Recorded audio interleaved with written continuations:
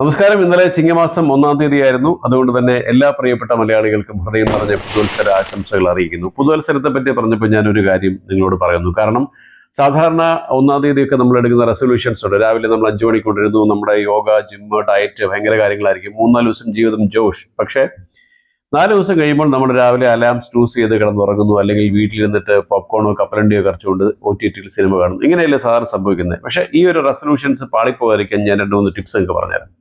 ഇത് എന്തുകൊണ്ടാണ് ഇങ്ങനെ സംഭവിക്കുന്നറിയോ? ഒരു ദിവസം കൊണ്ട് നമ്മുടെ ശരീരവും മനസ്സും ചിന്തിച്ചും ശീലിച്ചും പ്രവർത്തിച്ചു പോയ കാര്യങ്ങൾ മാറ്റാൻ സാധിക്കില്ലെന്നേ. അത് നമ്മുടെ ആരുടെയും കുറ്റമല്ല.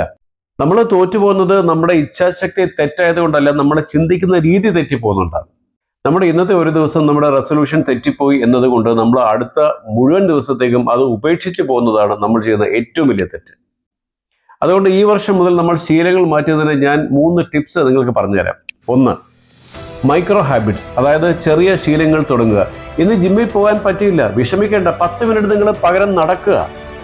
നമ്പർ 2, ഓൾ ഓർ നത്തിങ്, അതായത് ഇന്ന് രാവിലെ അലാറം അടിച്ചില്ല, അല്ലെങ്കിൽ നമുക്ക് ജിമ്മിൽ പോകാൻ സാധിച്ചില്ല, അതോടുകൂടി നമ്മുടെ ബാക്കിയുള്ള ദിവസങ്ങളെ മുഴുവൻ ഉപേക്ഷിക്കാതെ നാളെ മുതൽ വീണ്ടും നമുക്ക് 1-ാം തീയതിയാണ് എന്നൊരു മനസ്സോട് കൂടിയിട്ട് വീണ്ടും റീസ്റ്റാർട്ട് ചെയ്യുന്ന ശീലം തുടങ്ങുക. നമ്പർ 3, 1-ാം തീയതി മാത്രമേ നമ്മൾ ശീലങ്ങൾ തുടങ്ങുകയുള്ളൂ എന്ന ശീലം പാടെ മാറ്റിക്കളയുക.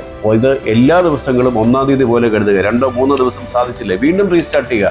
നമുക്ക് ഓരോ ദിവസവും ഒരു ജനുവരി 1 അല്ലെങ്കിൽ ഒരു ചിങ്ങം 1 ആയിട്ട് മൈൻഡ് സെറ്റ് ചെയ്യുക. ഇന്നു മുതൽ, ഈ വർഷം മുതൽ നിങ്ങളുടെ എടുത്ത റെസൊല്യൂഷൻസ് എവിടെയെങ്കിലും പാളിപ്പോകുന്നെങ്കിൽ ഞാൻ ഈ പറഞ്ഞ 3 കാര്യങ്ങൾ നിങ്ങളൊന്ന് പരീക്ഷിച്ച് നോക്കുക. വീണ് പോകുന്നത് തെറ്റൊന്നുമല്ല, പക്ഷെ വീണെടുത്ത് തന്നെ കിടക്കുന്നതാണ് നമ്മൾ ചെയ്ത ഏറ്റവും വലിയ തെറ്റ്. ഈ പുതിയ മത്സരത്തിൽ ഈ ഒരു റെസൊല്യൂഷൻ ടിപ്സ് നിങ്ങളോട് പറയുന്നു. നിങ്ങളുടെ അഭിപ്രായങ്ങൾ, നിർദ്ദേശങ്ങൾ അറിയിക്കുക. മറ്റൊരു വിഷയമായിട്ട് വീണ്ടും കാണാം. നന്ദി, നമസ്കാരം.